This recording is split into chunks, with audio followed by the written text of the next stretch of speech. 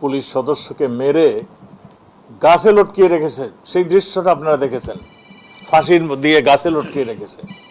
আপনারা আমাদের জাহাঙ্গীর সাবেক মেয়র গাজীপুরের, তাকে হত্যার উদ্দেশ্যে সেদিন মানে হত্যাই হয়ে যেত সেইখানে যদি পুলিশ সময় মতো না যেত, তার পিএসকে হত্যা করে ঠিক একইভাবে গাছের লটকিয়ে রেখেছিল।